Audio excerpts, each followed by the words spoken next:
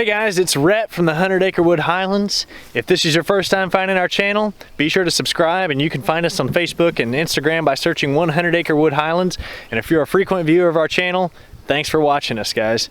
Today, I'm going to talk about the pros and cons of miniature breeds of cattle.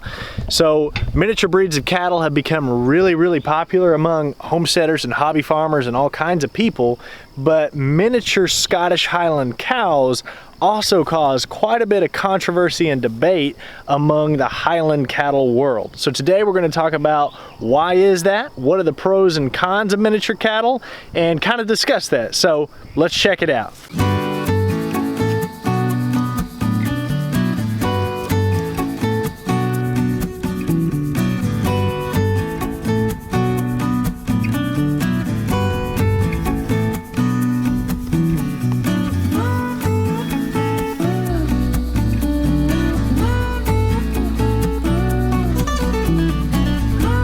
So miniature breeds of cattle have become really popular in recent years, and I think part of that has to do with the cost of land. And there's a lot of people out there that get into Scottish Highland cows and other kinds of cows, and it might be their very first experience ever having cattle.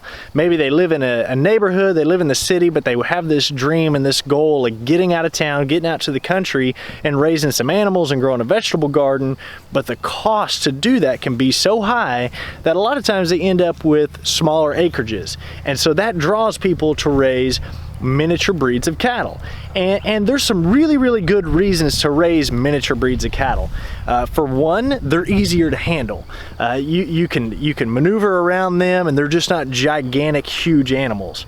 Number two, you don't have to have as much pasture land for them to graze on to be able to, sustain them throughout the summertime with the grazing needs that they have. Another reason is this: miniature cattle are pretty cute. These little bitty miniature versions of cattle can be really cool to look at. But what about miniature Scottish Highland? There are miniature breeds of cattle out there. There are miniature Herefords. That's one of the breeds that I originally thought about raising. There are miniature Dexter cattle. There are miniature Zebu, miniature low-line Angus. So there's different kinds of cows out there that are truly miniature. But what about Scottish Highland cows? In several of my videos, I've talked about how Scottish Highland cows tend to be on the smaller size anyways. They're not an enormous cow. However, with that being said, they still get well over 1,000 pounds. They can get close to 2,000 pounds. But within those cows, there are the large, full-size cows that grow to be great big like that. There are more of that moderate frame, and there are smaller cows. Just like there's tall people and short people and skinny people and big people, cows are all different. And I'll give you an example. So this cow right here that's headbutting one of my bull calves is Cinnamon, and she's just about 2 years old. This other blonde cow right here by the Ranger is also 2 years. And if we get a little bit closer, you might be able to tell that Cinnamon's a little shorter. She's got a little bit shorter horns, and she's just a smaller cow. But what's the reason for this? Was she bred to a smaller bull? Did she have a small mom? Did something happen to her? Was she stunted, or is she a runt? And part of this, I don't know. I bought her when she was about 1 year old, and right after I purchased her, she had the scours, which is a kind of a diarrhea type disease or illness that she got, which could contribute to her being a little bit smaller of a cow. But she is not very big, and she's kind of shy, so I'm gonna sneak up on her. But for a 2-year-old cow, she's probably not much taller than about 4 feet. Here she is next to a 10-month-old bull calf, and there's not a major difference between them. So you would think that by 2 years old, she should be significantly bigger than this bull calf, but she's not. She's a little bit smaller. Is she miniature? Maybe not. If you Google miniature Scottish Highland cows, you'll find lots of articles, you'll find lots of websites that have them for sale. And a while back, I posted a video about what do Scottish Highland cows cost. And if you look for miniature Scottish Highland cows, they're going to cost significantly more than what I said in those videos. Most of the cows that I've purchased have been between about $1,200 and $1,500 a piece. I think I paid $1,800 for one of them, and for some bred cows I paid about $2,000, but you're getting two out of that deal. The miniature Highland cows, just glancing on a few websites earlier today, they were $5,000 or more just to get a miniature Highland cow. So what's the negative? Why is there maybe some controversy about this? Scottish Highland cows are among the oldest registered breed of cattle in the world, meaning that the records of their lineage, of their dams and the sires, the mothers and the fathers of these cows goes back than just about any other registry of any other type of cattle. And if you post about miniature Highland cows on one of these registries' Facebook pages or websites, you're probably going to get a wide range of opinions. There's going to be some people that say, well, what is a miniature Highland cow? Those things don't exist. You're going to get some people that say, well, that's people that are taking calves away from their mamas and forcing them to be bottle babies, or they're just runts, or they're small. But what's the truth of the matter? You know, are there really Scottish Highland cows that are miniature, or are there not? Now, I'm not saying they don't exist, and I'm definitely not saying there's not benefits of having smaller framed cattle. That's one of the reasons I picked Scottish Highland cows, because I didn't want a great big huge cow. I want a cow that I can get up next to and kind of maneuver a little bit easier. And although we do have lots of pasture land, that's another benefit of them. They're small, they don't need as much grazing land. However, there is no recognized miniature Scottish Highland cattle by any of the associations.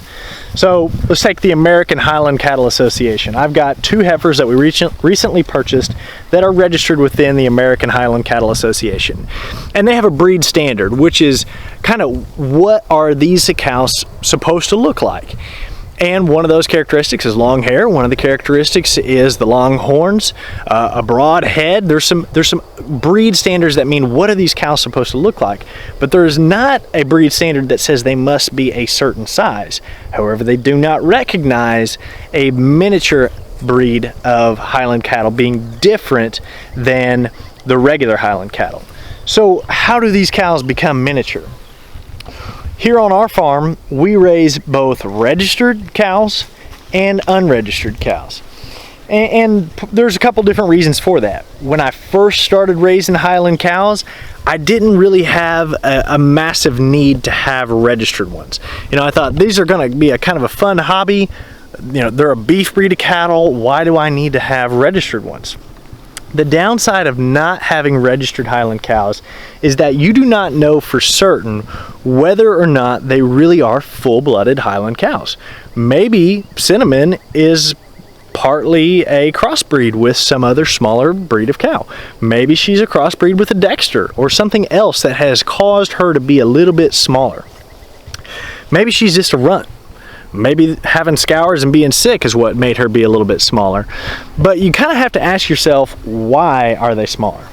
There's a perfectly good explanation sometimes. Sometimes it's that people through selective breeding have chosen smaller bulls and bred them to more small and moderate sized cows, which has resulted in a smaller calf. And there's some benefits of having small calves born. That's a lot of times why people crossbreed a longhorn with an Angus, because it's going to throw a small baby, which is going to be easier for that first time heifer to have her calf. And like I mentioned earlier, there's reasons why people would want to have a miniature Highland cow. But what I would recommend is that if you're wanting to raise Highland cattle, decide, is it important for me to have registered Highland cows that I know exactly without a doubt what their lineage is and that they are a purebred registered Highland cow? Or is that maybe not important? Maybe this is, I've got 20 acres in the back and I want 4 or 5 cows out there to graze, and maybe we're going to put one in the freezer later on. Hey, White Walker, please don't run me over. And decide, because if you're that hobby farmer, you're that homesteader that's getting started and you don't have a ton of land, maybe a smaller framed cow like a miniature is going to be something that's great for you. But make sure that you do your research and find out is that what I want, or am I really wanting more of just your regular standard Highland cows that are registered with one of the registries that comes from a reputable breeder? Know also that if you do choose to pursue those miniature breeds of cows, you might pay way more than I had mentioned in that last video. So, pros and cons. Hopefully I didn't make this too biased, but hopefully it's a way to make yourself more informed if you decide to raise Scottish Highland cows.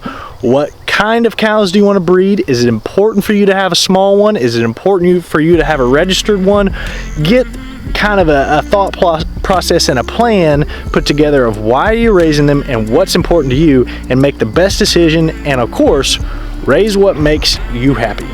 Thanks for watching, guys. If you haven't already, subscribe to our channel. If you like this video, give me a thumbs up. You can find us on social media and Instagram by searching 100 Acre Wood Highlands. We'll see you on the next video.